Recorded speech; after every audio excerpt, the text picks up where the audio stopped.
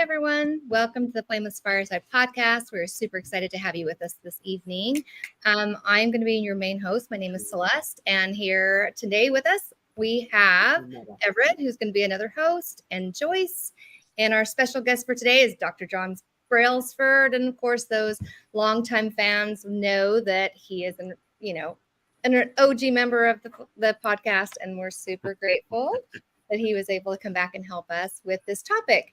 And it's a tough topic. I'm not going to lie. Like, this is something that causes lots of contention on the singles pages and within relationships. And it's an important one because I think not only is it important for us to be able to focus on seeing these type of things in other people, but it's also important for us to look within ourselves, see if we are doing any of the things that we're about to discuss today. So we are going to be discussing the topic of toxic traits within genders, and then how to better communication to help alleviate some of that tension. Granted, this does not include narcissism. We'll touch on that as well, because that is a whole other ballgame. But I do want to start out with letting John introduce himself and give us a little rundown of who he is and his, why he's here. Go ahead, John. Okay.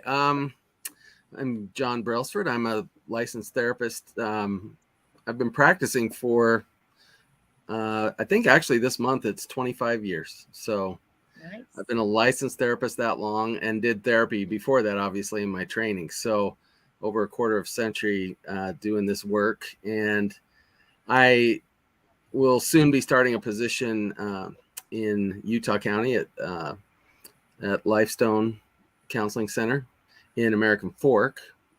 Currently, I'm with Logan River Academy. I work with troubled kids and their parents, and that's been great and rewarding work. But time for me to get closer to my kids. They all live in Utah County, so that's where we're headed. So, yep. And other than that, just I'm an old Flameless Fireside guy. Yes, you are. I've posted a few times here in the past, so I'm back. You're definitely one of the members, the OG members that we miss now that you're gone. So, but we're grateful to have you back. I'm super excited. So we're going to talk about, this touchy subject of, just toxic traits in people, which is bound to kind of ruffle feathers. So we just want to point out to everyone in the audience, we are not here to kind of point fingers at anybody or any specific gender, but sometimes, as John's going to discuss here, there are certain patterns that go with each gender. That's not 100% across the board for everybody, but there is kind of a pattern. So we're going to kind of discuss those as individual genders, and the narcissism as a whole, because that doesn't matter the gender, right, John? That comes in all very similar. Yeah. And then we will obviously hopefully touch on, healthy communication and how to overcome some of these struggles. So, John, I actually did a couple polls on our page, our group. Right. And I want to share them with everyone at first, just to talk about, this is what our group members feel as if are toxic traits that they see in the opposite sex. And so let's just start with that, and I'll go through men. Which one do you want to talk first, men or women? We'll do one. And I'm open to both. Let's do both. You want me to run through both of the lists and then? Yeah, just what I'd be curious to see what the top ones are for each gender, and okay, and they'll probably play into the ones that I brought with me, and then we can go by those and talk about how they play into the, what the answers people gave. Yeah, there's probably a ton of overlap anyway. So yeah. Yes, and again, a lot of these things you can find in both of the genders. There's just sometimes a pattern for specifics within a gender. Right. So we are going to start with this. These are what men feel from our poll are most toxic traits about past relationships, or what they see in women. So we're going to start with number 5, and we'll go to number 1. So their number 5 is withdraw from intimacy with no explanation. And you do see that quite a bit on the pages where men are just like, hey, what's going on? Number 4, things need to be done in a certain way. So maybe a controlling aspect to the female. Mm-hmm. Number 3, blaming others for their problems, not taking accountability. Number 2 is saying, obviously I forgot the G on that, I'm fine Okay, so this one, I will have something to say on that one, but Have you guys ever seen that meme where it's Joseph and Mary and they're looking for a room at the end and it says how Silent Night really started? And Joseph is saying, Mary, what's wrong? And she's saying, nothing, I'm fine. hey, I have a little bit of take on that one, but yes, I see what's welcome, baby Jesus. And the number one for men is they feel that women lack poor communication. So interesting. All right, so let's do the women real fast. So women feel that the men, top 5, they do not prioritize well. They feel like they might be a little scatterbrained on stuff. How about number 4? No goals in life. They're complacent. So maybe lazy in some aspect. They don't listen to the female. And, we like to be heard. All right. Number 2, not healed from past issues. And that was relationships, trauma from past family members, everything. It was like just in a general. And number 1, from women to men, they have poor communication skills. So I thought that was really interesting that both number 1s were about communication. And that's what you were saying, that's kind of the key to these toxic traits that we see in the other gender. So why don't you go ahead and take it away here, John? Okay. So I'm going to start out by saying something about communication. So sometimes I think we slap the word communication on things that are other things. What we're essentially saying is I'm confused. I don't feel like I'm getting information from these people that I'm dating, and I'm confused. And so they have a communication problem. But we got to remember communication's two-sided. It's both what I send out and it's what I take in. And so I do agree that we both send the wrong messages in languages that the person we're trying to send them to does not understand. And we are receiving them according to how we want to understand them rather than how the language they're speaking.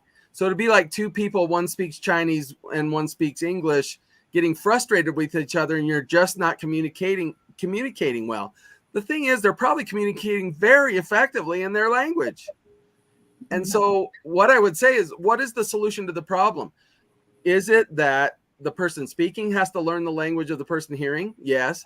Is it also that I need to learn the language of the person speaking if I'm listening? And it's both. But again, we're not talking about words here necessarily. Words would be usually more in the domain of women. Words tend to be used more in a more thrifty ways, let's say, by men. But yeah, we're definitely missing the boat, and we're definitely misunderstanding. And so I would say what we need to focus on is how am I listening, and how am I speaking? So do you feel like speaking, I don't just mean words. Does this kind of go back to that whole, men are from Mars and women are from Venus thing, where it's just like we kind of just like are viewing things differently, and maybe we were using the term communication, but we have different definitions of what communication is or what that would entail. Well, so what I would say is it's not cut and dry. It's not like 100% of men communicate this way and 100% of women communicate this way. Very often when there's gender differences, we're talking about 70-30, 80-20, 60-40. It's more, the bell curves are slightly off, but they're not diametrically opposite. And so, yeah, there's 20 or 30% of men that communicate more like most women do, and there are 20 or 30% of women who communicate more like men do typically. And then there's also just personality, that there are men and women who just have their own personal way of communicating that may not really be tied as much to their gender. What I will say about Mars and Venus approach is that, yes, in 60 to 80% of men may do it one way and 60 to 80% of women may do it that way. And that's a big enough of difference. Mm-hmm. I mean, listen, if someone won an election by 60 to 40, we'd consider that a landslide. Yeah, sure. That's huge difference. That's not even close. And so if we're talking 70-30 or 80-20, yeah, we're very different in many ways. The problem we run into is when we think we're totally different and that all of us got to be the same way. So, but yeah, we need to learn about each other, and some of that is more cultural, some of it's biological, some of it's personal. And it'd be good for all of us to look at how much of this is how I was raised, how much of it is based on I got testosterone coursing through my veins instead of so much estrogen, or, those things have impact, and they including estrogen and testosterone affect the way you communicate, and they affect the way you love, affect the way you deal with adversity and challenges. So it's educate yourself on your audience. Ooh, I like that statement. So you're trying to let us know, hey, it's not necessarily the opposite gender's fault per se. It's us not understanding the opposite gender, and we probably need to do a little research onto how to understand them. Right. Yeah. So for my mission, I learned another language, and it's a beautiful language, and I feel like I'm a better person for having learned it. I feel my brain's better for having learned it, and it's a beautiful way of speaking, but it's very different than the native language I grew up with. But I know people are wondering where you find this education from, though. So where would they go to learn about the opposite? Well, I'm going to be honest with you when it comes to information on so many topics. Good luck. I was good luck finding scrolling on Facebook on a singles page. I mean, you could learn a lot about the opposite sex that way. So when johnbrailsford.com comes out, or One Mind Tribe, or whenever we finally get that darn thing up and get running, go there. But more importantly, what I'll probably do is collect resources. There are people that are really accurate according to the research and according to the experiences of therapists and people who work with people on a consistent basis. The problem we run into is the problem of our day, and that is we allow everything from political agendas to personal biases to Satan to just flat out warp what is real into something that is not even close to real. And when we read and digest and listen to podcasts and things like that, where this information is so off, we're left terribly confused when it just doesn't work out that way for us. And so I would say ultimately you got to look at, the proof is in the pudding. I did it the way this person told me to, and it's just absolutely a disaster. Okay, then take a harder look, and start listening to people who might be a little bit more unbiased and actually relying on the research and experience of people working with people who are struggling. Well, and isn't sometimes the most important education not about what other people are saying, but what your partner is saying? I mean, like they're going to have a dialect, you're going to have a dialect, and you need to learn each other's. And that's true. I think the big information that I'm talking about would help you narrow it down. Gotcha. Generally. Yeah. And then, but of course I mentioned personal differences. That's where you're going to have to fine tune it to the person you're actually in the relationship with. Right. And there's, you're just going to have to learn through experience. Right. So I know but it would help if you start with some basic truths though.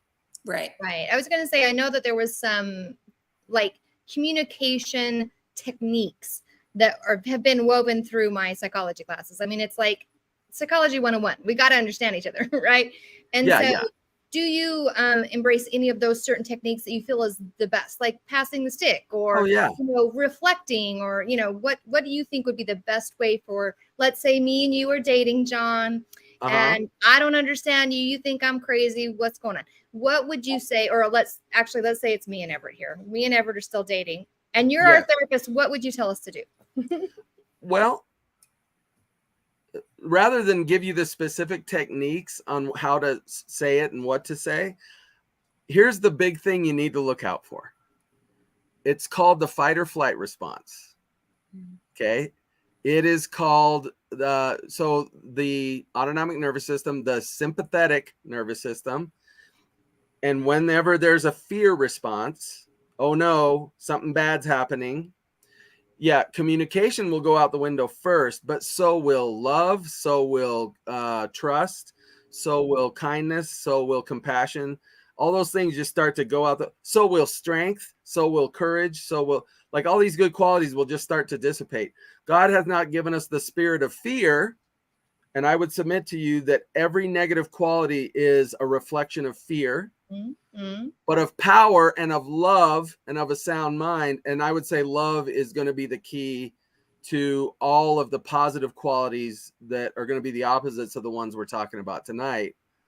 And so you got to say to yourself, no matter what happens in the communication, am I in a place where I can maintain my calm, composed demeanor in the presence of adversity?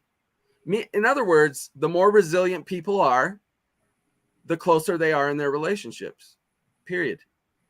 Yeah. And if I got two people who are resilient, I don't care what issues they have to deal with or what they have to overcome. They're going to be just fine. It may take them a while to sort that out, but they're going to get there. I'm not worried about that. And once they're there, they will maintain it and they will not keep drifting back into old problems. So is there a way to gain resilience, or is that just kind of a trait that's kind of inbred in us? I would say it is inbred, bred into us.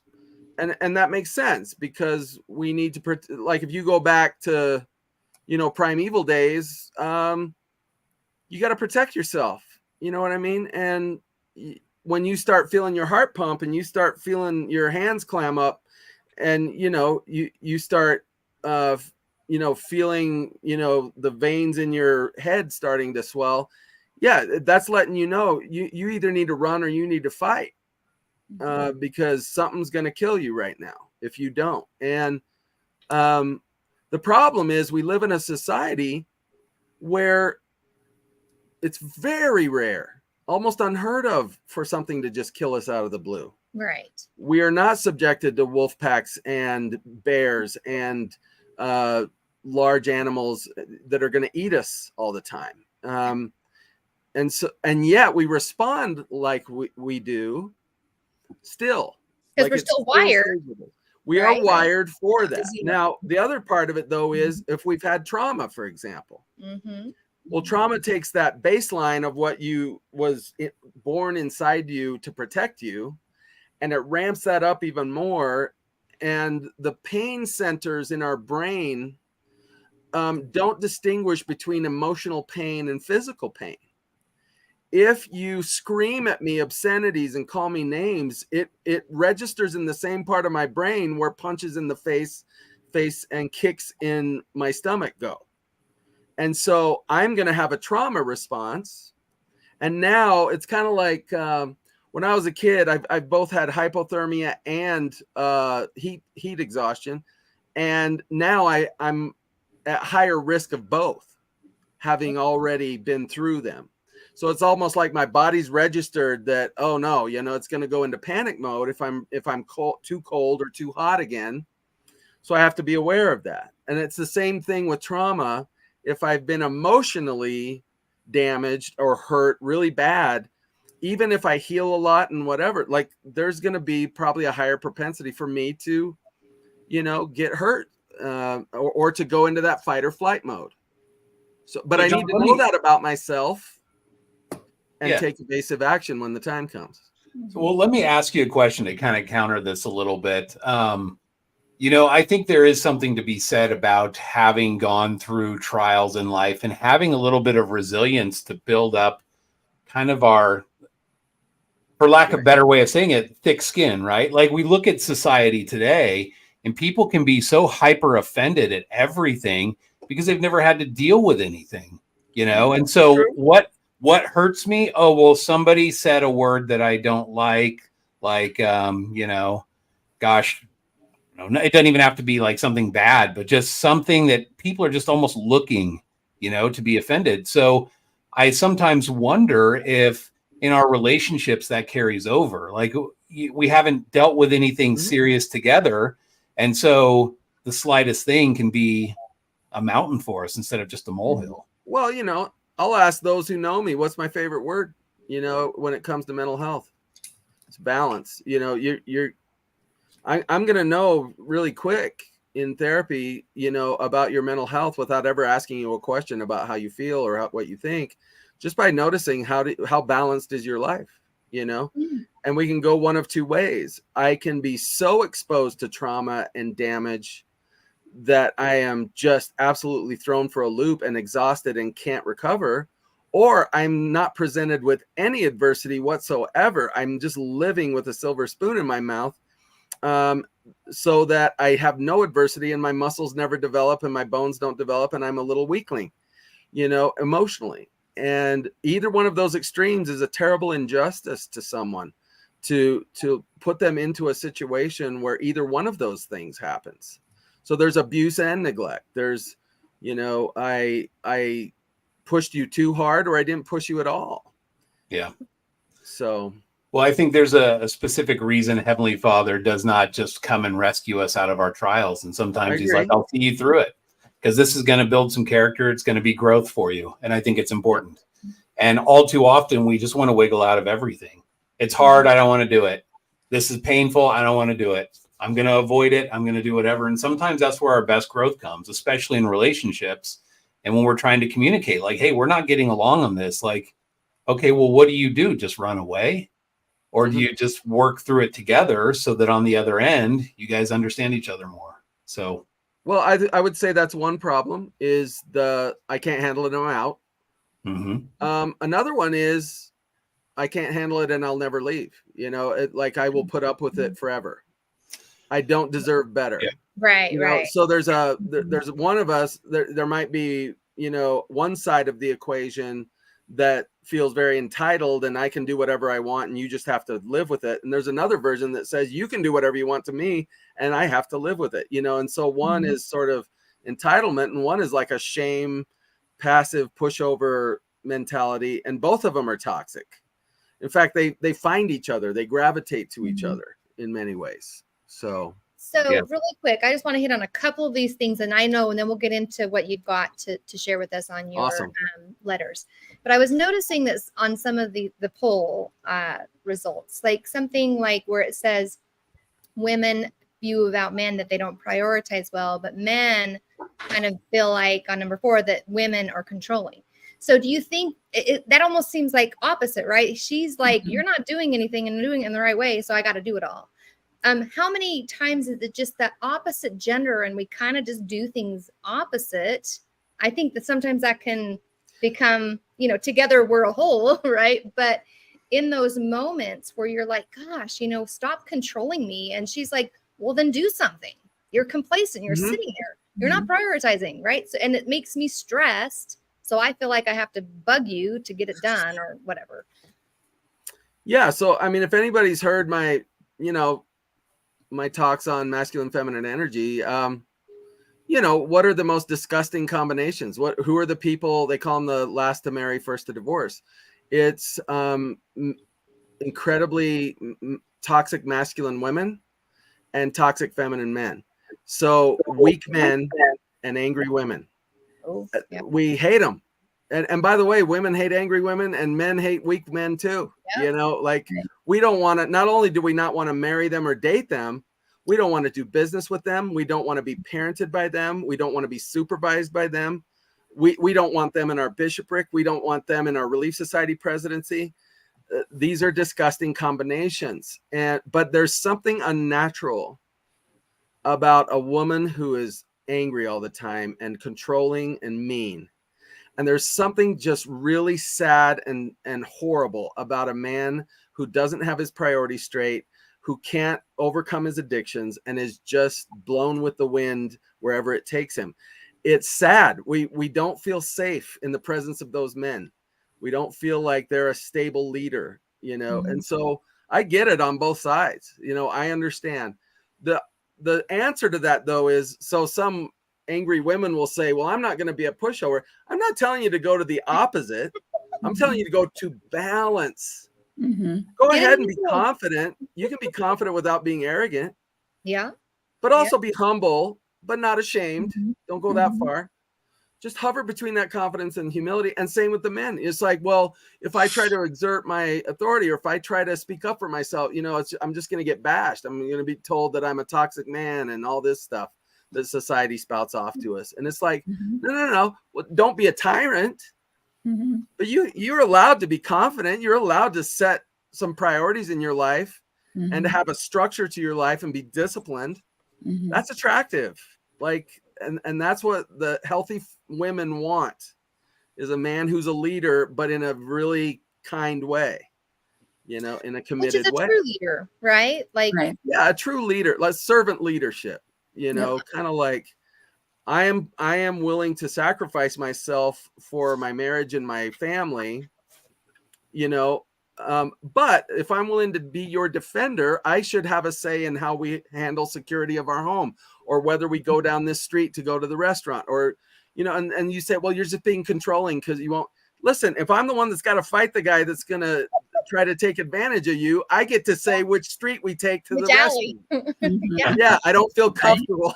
That you're going to stand behind me when the fight starts. I get to say where I feel safe walking. You know what I mean? And so we demand things of each other, but we put them in an impossible situation because then we try to control how they give it to us. Yeah. Let your partner figure it out. If it doesn't work for you, move on. Yeah. Yeah.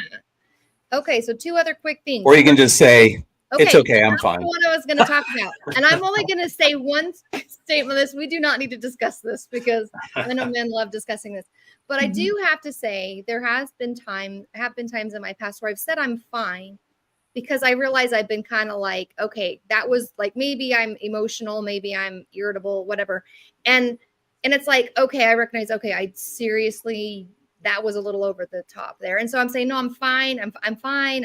Like, I know I am good. I'm recognizing I'm wrong. And it's all good. Yeah. The problem will never be saying I'm fine. Right. That's not the issue. The term is like, the issue is, are you really fine or are you not? And if you're not, just say I'm not okay. I'm really struggling still. So I think when they say I'm fine, they're just shutting down and like closing off. Right. That's the issue. Well, and I do think that there are times when I know for myself, sometimes I say I'm fine because I have things I'm dealing with and I've got it covered. Like it's a personal thing. Yeah. And I'm working on it. I'm dealing with it. I'm not blaming you. Yeah. I'm not, putting it on you and just not telling you the truth. Sometimes I'm not entirely fine, but I'm working on it and it's in my shop. It has nothing to do with you. And so I think. Oh, go ahead, Joyce. And by the way, there are men who totally do this and say I'm fine when in reality they're not. And then they do the passive aggressive stuff through the night, or pout and silent treatment and those kinds of things. These are horribly manipulative ways of being. It would be better just be honest and say I'm still struggling, but that doesn't mean it's your problem. This is something I'm working on. If we're talking about communication, part of communication isn't just the words you say. Make sure you're actually saying the truth. That's what I was trying to say. So sometimes I think what it is we can't just leave it as women. We can't just leave it as I'm fine. Even if I'm agreeing with Joyce, I recognize it's my issue and it's internal, right? Maybe it was my trigger and I'm realizing, okay, seriously, I'm fine. I've got to work on this. It's not you. It's not us. I'm just in a place where I need to work on this, which may actually cause a little bit of quiet, a little bit of withdrawn because you're working on you, right? But maybe the key is just maybe the key is just to expand on that. I'm fine in that we do not have issues. I'm struggling with something and I'm working on it. Like, kind of give a little more clarification. I would rather lose the I'm fine and just say I'm still struggling, but it's something inside of me that I need to work on. Okay, John, I think we are literally wired to say I'm fine. I think that's part of me. They're trying hard to say that's just what we're going to say. It's Yeah. gonna come out of the mouth, but maybe we need to add a little more after that. Yeah. But I think a more common problem among women is saying I'm fine when they're not, and then it comes up, it bubbles up again, and men really hate that. But I think with men, there's a different problem. Not saying I'm fine when they're not fine, and then squelching it, holding inside, and literally dying younger because of it. You know? Yeah, and maybe it's better to say I'm working on it. You know, I mean, like because I'm just working on it. Yeah, because I do. I mean, I know I've had situations where I've said I'm fine. It's me. The problem is mine, and I'm dealing with it. And you know, that's I will be fine. And so maybe the answer isn't I am fine. It's I will be fine. I will be fine. You know, I'll be okay. You know, I just need to figure out how to respond to it better. I'm trying to figure this out. Yeah, I think sometimes also you're like, because I'm trying to figure out just in my life, like when when to engage in something or when to just let it go. Right. And so the initial trigger might be like irritation. And then they're like, wait, what? And they're like, no, I'm fine. Because you're realizing, I don't want to do this. Like, this is ridiculous. I don't want to engage in something that I know is going to go nowhere good. And it's almost like you're trying to reroute your patterns. So you want to backtrack. But again, I do believe that it needs to be either I'm going to be fine or I'm fine and kind of have more of an explanation after it. But I do think we're literally wired to say I'm fine. And I don't think it's a lie to say I'm fine when I'm still hurting. You know, if I'm fine just means I'm not bleeding profusely out of my carotid artery right now. You know, like I'm gonna live. I'm gonna be okay. You know, I'm still a little hurt. You know, but I'm fine in the sense that I don't have to go to a mental hospital right now. You know, I'll be okay, and so that's fine. You know, as long as your partner understands that hey, them being fine doesn't mean they're totally 100% happy and overjoyed. It just means that they're in a place where it's good enough for them to move on and try to process it. But here's the thing: we have talked about this on this podcast ad nauseum. Guys and girls like to send up these smoke signals of like, you know, well, you don't understand like what I was talking about. Like I put my left shoe on first and then like grabbed my purse before I grabbed my keys. Like you should understand that that's a signal that this is where I want to go. Like what the heck? And so to me, and I would be willing to bet to other guys that saying I'm fine is like saying there, and there. And yeah, Celeste, stop playing with that. I'm trying to figure that out. I was trying to do to John's spot since he's writing. But saying I'm fine is like saying there, and there. They're like three different meanings. They mean completely different things, but girls will just say I'm fine. And to us guys, we have to figure out which I'm fine they're talking about in that moment. We have to read the signals. We have to understand if you put your right shoe on first or your left shoe and what that's supposed to mean. So that's I didn't hard. mean I just wanted to make a comment that sometimes when we say I'm fine, we really are. It's just we're dealing with our own stuff. I gotcha. And I think it's fair to say if we're not fine, we shouldn't say we're fine. No, like we should not. Right. I mean, like to Everett's point, like we shouldn't have to. We shouldn't have to make someone interpret that. Yeah. Well, I will say though, there are partners who, if you say I'm not fine, will either try to fix it. Or they'll get worked up that you're blaming them. Or so if we got real fragility on the other side, I can understand why people say I'm fine when they're not, you know, because they don't want to keep the ball rolling with somebody who's really toxic. So I get that. I would just find a better way to be honest, but clarifying that this is my issue and I'm dealing with it. And I'm working on it. And as long as the intent is I'm not going to say I'm fine and then use it as manipulative, tool because I'm trying to be passive aggressive. That is definitely not what we're looking for. So one other thing, and then we will move on. And that is a big one. It's about the withdrawal from intimacy. And I know it's a huge thing for men. And I know, I believe, I don't know if I know, but I believe there's a connection. Like as women, we're very emotionally driven with intimacy. It's an emotional connection. Whereas, I mean, it is, I'm not saying it's not for men too, but it's not cut and dry. There's both for both men and women, but the percentages are different. Yeah. Men can be intimate if they're upset. Girls are there. I can't, what are you doing? I'm upset. I can't do that. So I think there's that disconnect there. And I don't know if that's what is at the core of a lot of these issues, but it's very prominent on the LDS single stage. So what say you on that? Nothing. No, nothing. You have stumped him. Well, let me ask you another way, John, just real quick. If a couple came to you and you wanted to kind of dig down real quick to find out sort of where they're at, would you ask them, like, I don't need to know details, but how intimate are you in your relationship? Don't you think that's sort of a good barometer in a marriage, especially, like, how a couple is? Obviously, if there's health issues aside. Okay, so right? in therapy, yeah, I mean, obviously there's health issues, but most couples, that's not an issue. I mean, there are even couples who are not super healthy physically, but it's not an issue. They're capable, they They're can still, be intimate. They make it happen.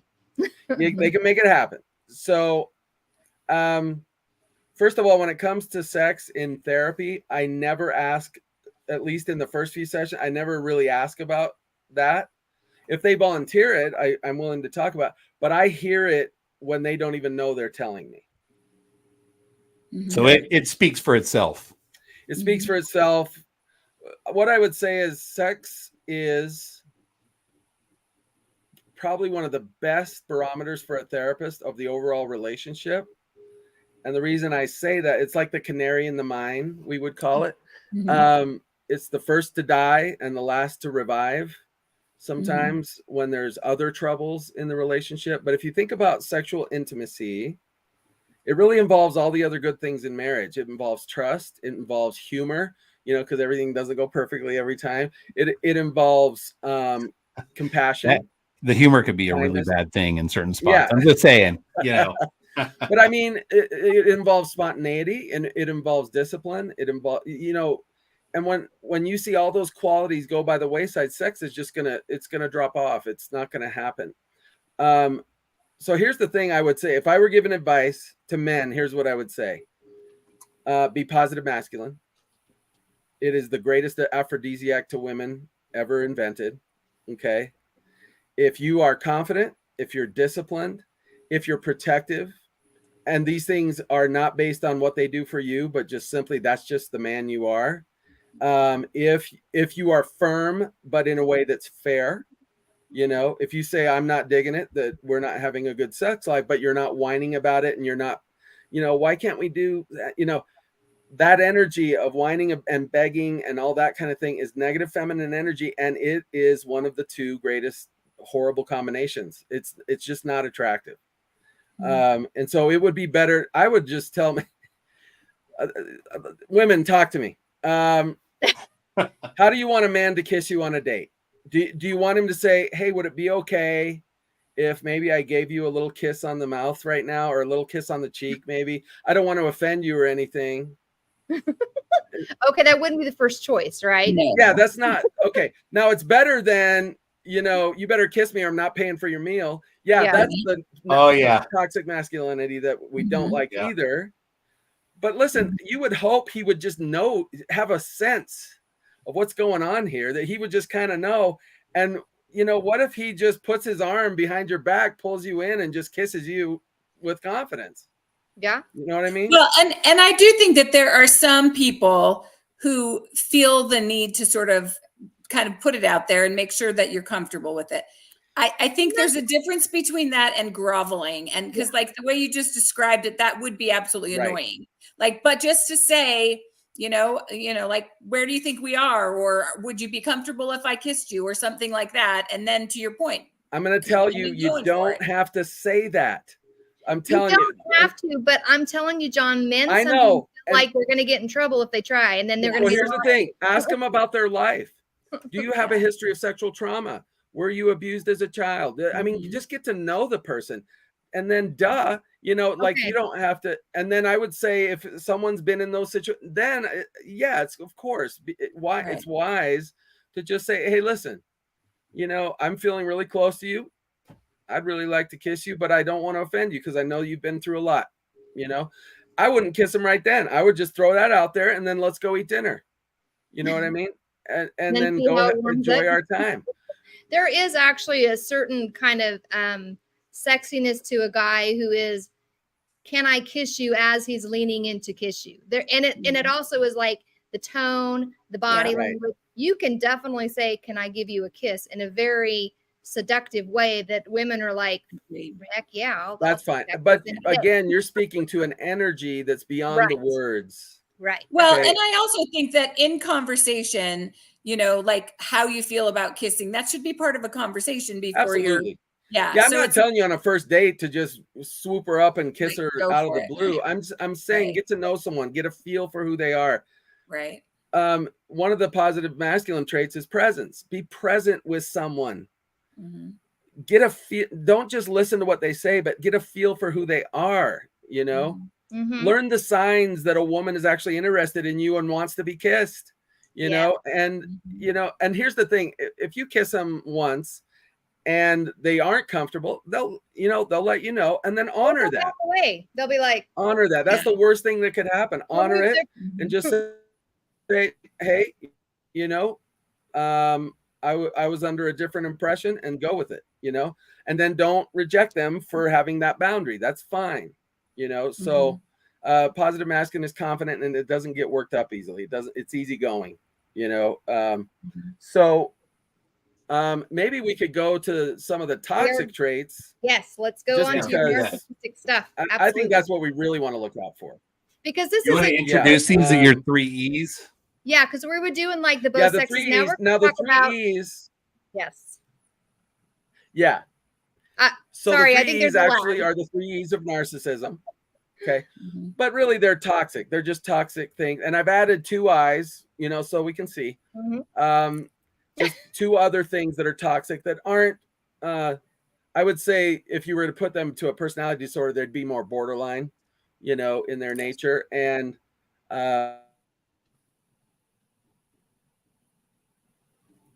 John, He this is the it's best part. Where'd he I think go? he just froze up. I wasn't frozen. sure. I was like, oh, did I just freeze up or did John? Nope. Nope. John is contemplating these narcissistic. Yeah. That's right. We traits. got to the good part and he's like, peace out, people. I know, He's he's like, This I'm is- gonna like drop the See, mic. Like, this right goes back to this. Like, John, you need to let us know. All right. If you're gonna like check out, at least John, are call you us. fine? Are you fine? Oh, there he is. There he is. He's back. Yay! Yeah, I was gonna say, John, poor communication. If you're gonna bow out, like let us know. I held my breath that whole time. Woo! So okay, you were leaving us hanging. That was kind of, that was intense. I think that was your plan all along, but all right. right. Yeah. Listen, I have no narcissism, borderline, a lot of these personality disorders, the qualities that are associated with them are on the rise throughout society in a huge way. And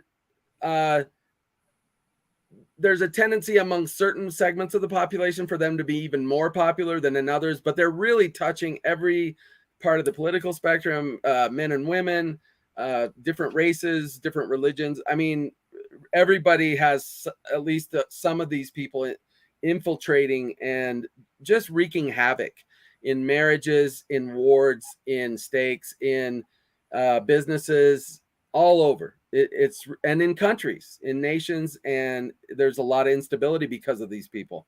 And I'll be honest with you, I really think in the last days, one of the greatest things that will happen is to cleanse the earth of not only these people, but the energy that they carry.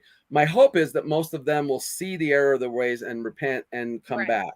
You know, I'm not one who hopes that God just, kills everybody.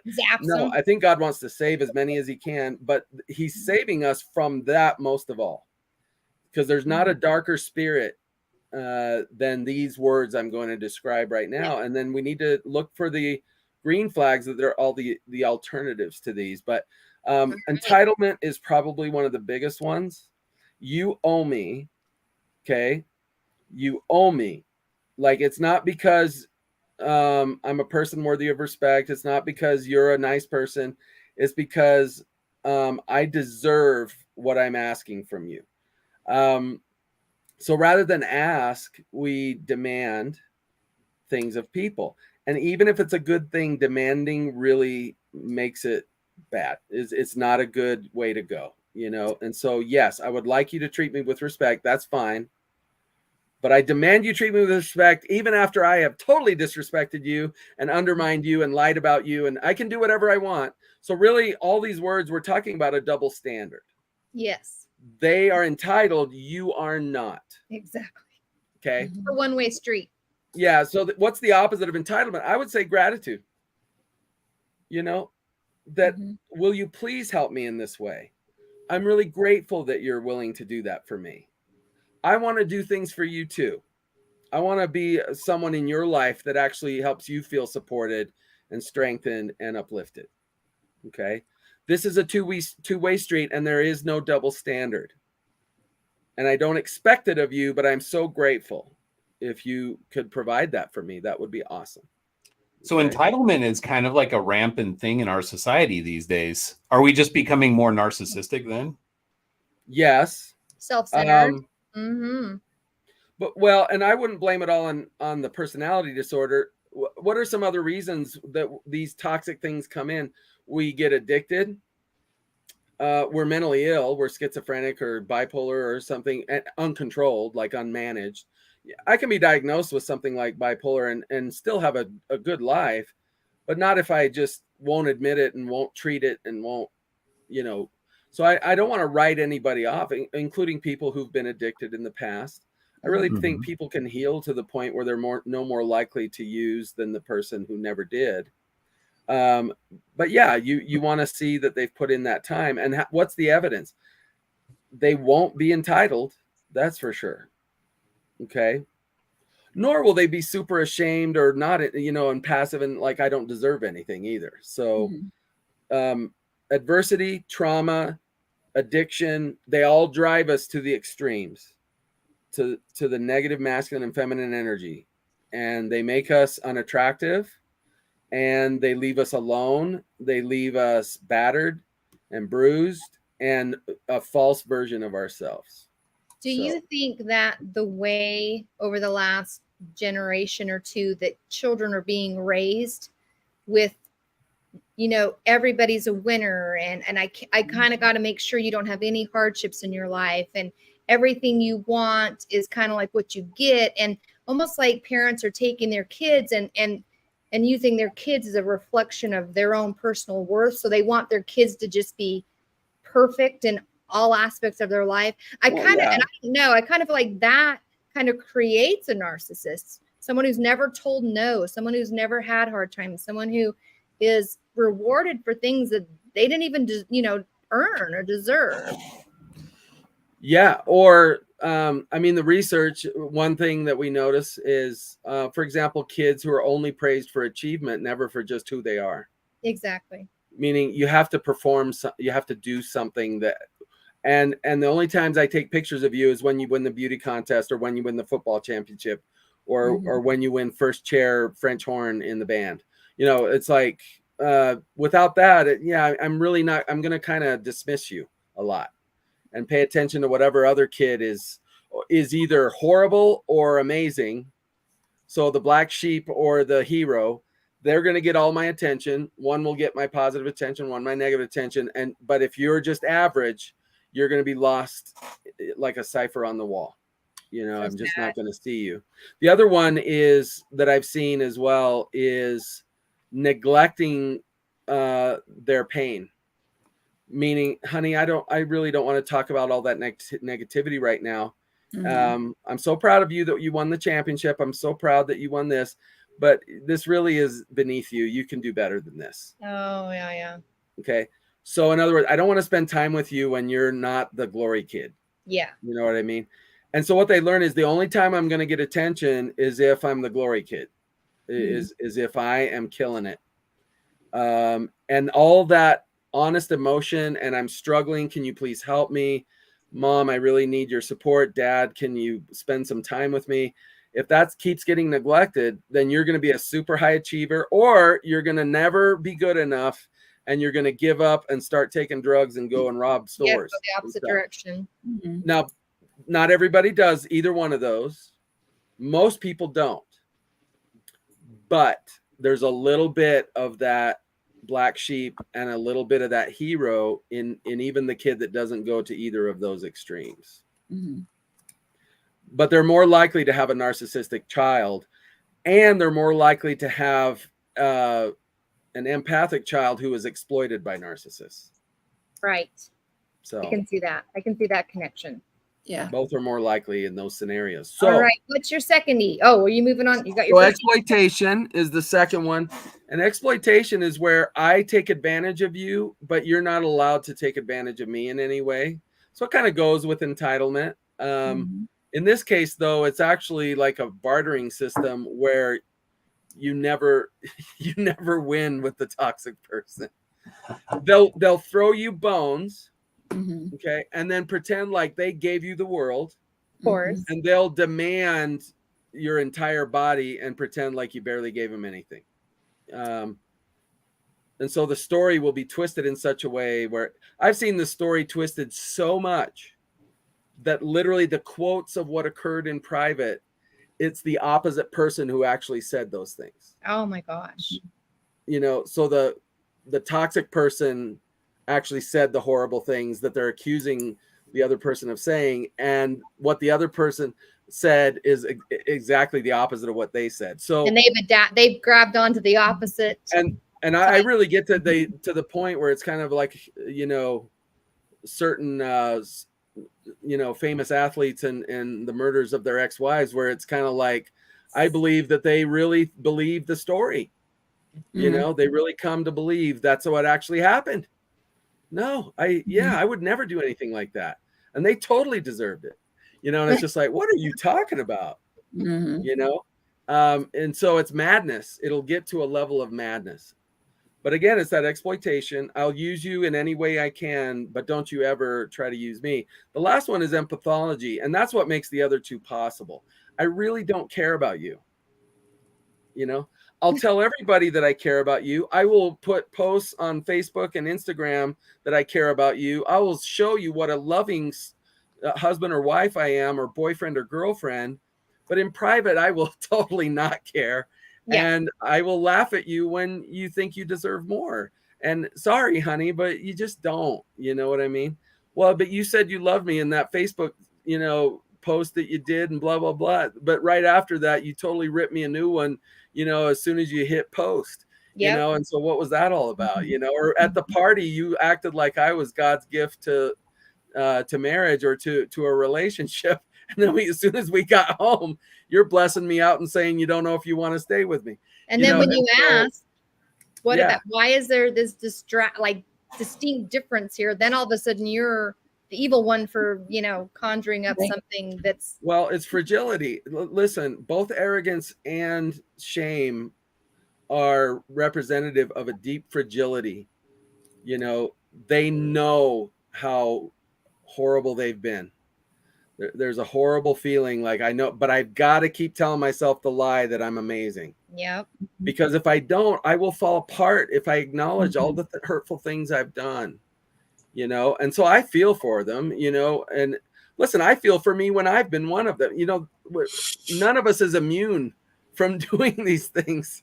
You know, does most of us rise to the label of a narcissistic personality disorder? No.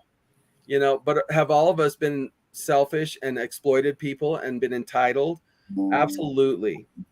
And by the way, what's the common thing with all of these negatives? Balance. Fight or flight response. Oh, fight or flight. Wrong keyword. Well, and so the opposite, for example, the opposite of exploitation would be service.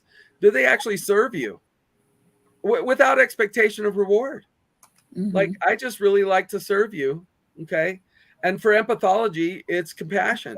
Do they have compassion? It's like, honey, I'm so sorry. I shouldn't have said that. That was very inconsiderate of me. You know? Yeah. Or you've done a lot for me. Sit down. Let me go ahead and take care of you. Or you're not feeling well today. Let me go ahead and do all the dishes and take care of you a little bit. Okay. Like, yeah, but honey, you've worked so hard. Yeah, I've worked hard, but I'm feel great. I'm not sick. Like I can take care of it. These are the things you want to look for in a spouse, and they're valuable to both men and women, you know? And well, Heidi brings up an interesting point here too. Go ahead. Where she talks about, you know, normally a narcissist, somebody who's going through this, it's about that outward appearance of, no, I'm the good guy or the good girl. I'm the one that's like the good person. And behind the scenes, they're an absolute terror, you know? Yep. So Toxic people are some of the greatest marketers and public relations consultants you will ever find. For themselves. Yep. So if you're Yeah. looking, Joyce, in HR for a marketer, you know what to look for now. I'm telling you, they're good for companies too. I'm sure. Especially companies that are really bad companies that hurt people. If you want to talk to the most narcissistic people in corporate America, talk to the people marketing their products. Wow. Yeah. The ones that are harming people and stuff. They have no shame, bro. And they'll twist it and wrap it in different wrapping paper. Oh, look how lovely this gift is. We didn't do that. That's not us. Oh, but we were trying to help. And it's just like, whoa, man. Yep. Whoa. It's like painting the cow pie white. It looks like cream cheese frosting, but it's not. Don't dip into that, man. Don't eat that pie. That's good to know. I was getting kind of hungry. Now I'll skip over that one. That's right. I'm out. Beneath the frosting. You gotta know what's beneath the frosting. Okay, so let's move on to your 2 eyes. We've done our 3. Okay, I'm just going to give you the 2 eyes real quick because I don't want to go too far over time. Well, you're good. These are more, I would say, these are more kind of some obvious signs of fragility, and one is instability. They're really, and I would say that's fragile. They just have a hard time dealing with reality. And by the way, it's okay. It's okay. Like if they've really been through the ringer, we need to have compassion. Doesn't mean we have to marry that person. One of 2 things: we either need to end the dating aspect of it, or we need to date in kind of at arm's distance and let them know we hope they heal, and that we want to wait and see how that pans out, and that until we commit to someone else, we're willing to watch them learn and grow through the process, while we also work on our own healing, because I'm sure all of us have been hurt in some way. And so instability, and so the opposite of that is resilience. You want to find people who are resilient, and are able to handle the adversity of life. So if their kid messes up and they fly off the handle, or their kid messes up and they go into a dark room and cry in a corner for the rest of the night, both of those represent, either that anger or that fragility really represent that they're not ready for really critical relationships. They're just not, and that's okay. We need to see that in ourselves too, by the way. And we need to see it. And then after we commit, we're going to find that we weren't ready as much as we thought we were. And we're going to have to revisit it again and just say, wait a minute. Yeah, I don't like that my husband or wife said that to me, but man, how I reacted, like, that's not okay. No matter what they did that may have got the ball rolling, I kept it rolling, and so being accountable is really, really important. And then the last one's inconsistency. And this is where I bring up double standards.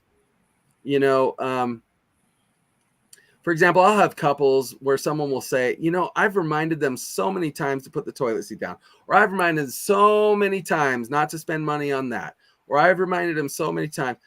And then they'll turn around all the things their spouse has asked them to do, and they could care less. They're not trying to do any of he should love me as I am. That's none of his business. And it's like, whoa. Yes, it is. Yes, it is. If we expect our spouse to be considerate of our preferences and at least make an effort to meet us halfway, we need to not walk away. We need to meet them halfway. We need to go in their direction, and try to work it out. And so that doesn't mean I want anybody to end a relationship over a toilet seat or buying ice cream with their money, or, something silly like that. What I'm saying is that don't expect anything of other people you're not willing to invest in yourself. That's all. So, John, we had a comment from the audience. I want to see if we can kind of address this here real quick. Whoops, I got the wrong part. Can you address flying monkeys? Woo! So I was unaware what she meant by that. I mean, are we talking the Wizard of Oz here? Yeah. Wait a minute. And it comes from the Wizard of Oz. So there's the Wicked Witch of the West, and then she has her flying monkeys. And basically the flying monkeys go and do the bidding of the witch and capture people and bring them back. And and participate in the abuse of people in the land of Oz, you know? And so they're like the henchmen, you know, they're like the servants of the wicked queen, so to speak, or the wicked king for that matter. And so, you know, in society, sometimes we call them useful idiots. You know, they're the people that, oh yeah, Hitler's great. He's really trying to help us. And so we're going to go round up people of a certain religion or a certain race or a certain sexual orientation or whatever. And we're going to just kill them because darn it, that's what Germany needs right now. Okay. So I'm taking an extreme, but really, people don't realize how duped they are. I mean, I've been duped, whether it's by political figures or, you know, people who seem to be religious or people who seem to have a good idea in business or whatever it may be. And really deep down, they were not looking out for my best interest, you know, and I needed to wake up to that and see that. Now, what happens is it's one thing if they don't have my best interest at heart. What happens if they don't have someone else's best interest at heart? I need to see that too. And I think part of the problem is we're so eager to blame somebody and to say, oh, it must have been him or her, you know, and yeah, I'm going to side with the person who's more like me or who agrees with me on these issues or, you know, whatever it means. And it's like a tribe mentality. Yep. That we forget to even look for the truth. So I would say, here's the deal. Never judge anyone without talking to them. Yeah. Okay. And even after you've done that, don't judge too much because it's hard to articulate in any one conversation everything that happened and to do it in a way that's convincing. So again, narcissists are really good at PR. Yeah. And guess what? Their victims are often very poor at it. Yeah. They're not really good advocates for themselves, especially after they've been traumatized for years by that same person who's winning you over. So we need to be careful about that. But here's the thing, as far as you with flying monkeys, I would just say and as long as they believe in those things without ever talking to you, they are an extension of the narcissist or of the toxic person, even if it's not narcissism per se. And I would be as wary of them and distrustful of their intentions as I would the narcissists themselves. In some ways, I would even say they're worse, you know, because they weren't even involved in any of it. And yet they're making judgments about what happened behind closed doors of the argument. He was saying and that's inappropriate. Oh, there he is. Oh, you're back. You froze up there for a second. You kind of froze up. Okay. But I filled in your words for you because you were saying closed doors. Excellent. Sure. You know, I just want to, this is a really interesting point because I feel like this is something that probably happens a lot with narcissists. That they launch kind of a campaign or send out their flying monkeys, so to speak, and try and convince everybody else that the other person is bad and they're the good person or the victim or both, you know, whatever.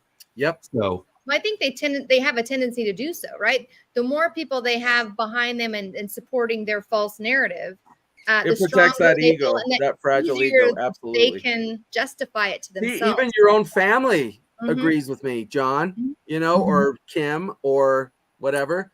Yeah. And it's just like, well, yeah, because you've been recruiting that the whole time we were together. You were recruiting them to side with you, you know, at a time when I had no idea or this person had no idea.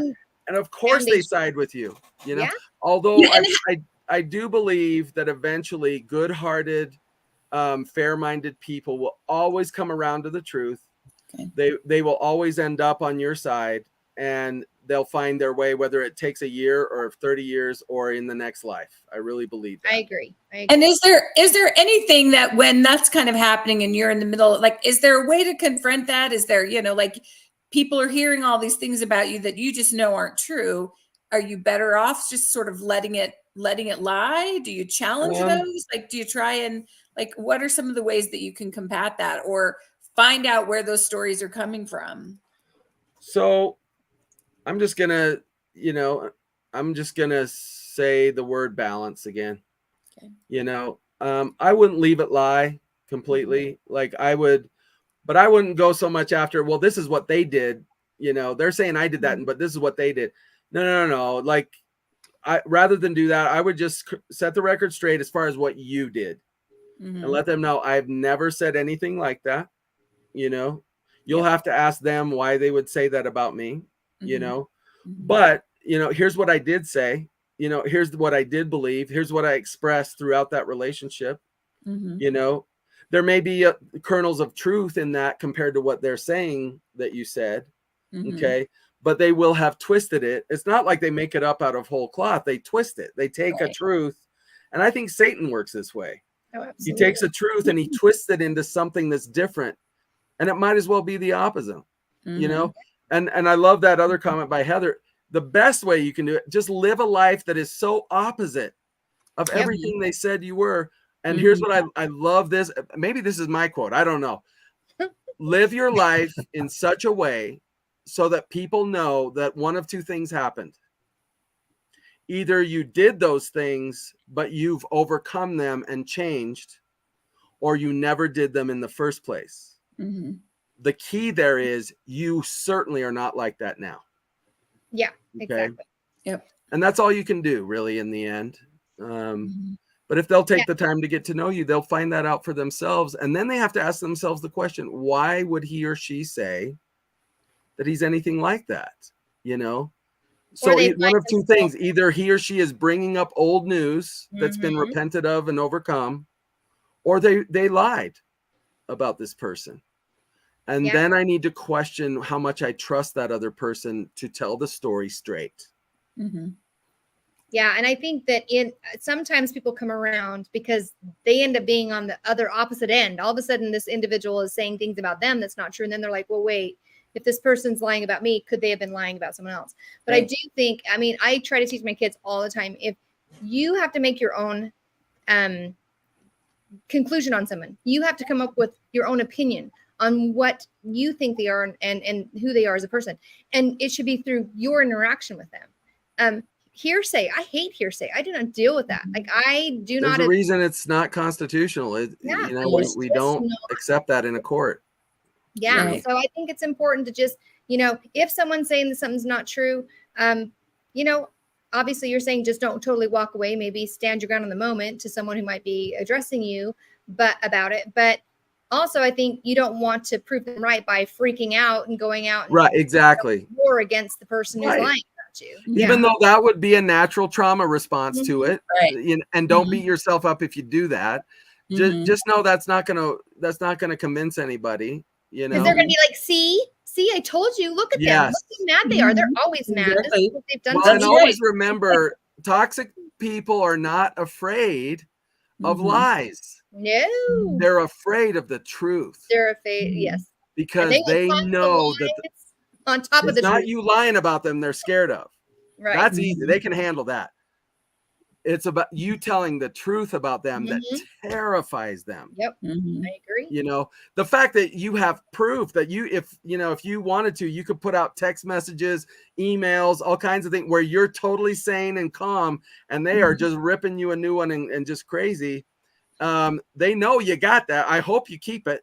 You know what I mean? Yes. I'm not saying to send it to the newspaper someday if they're famous or anything. I'm just saying keep it and just, as a reminder that you're sane and that it actually happened, Yeah, because they can get tricky with their gaslighting and to where you're almost questioning yourself. Wait, what? Am I really the problem? Right.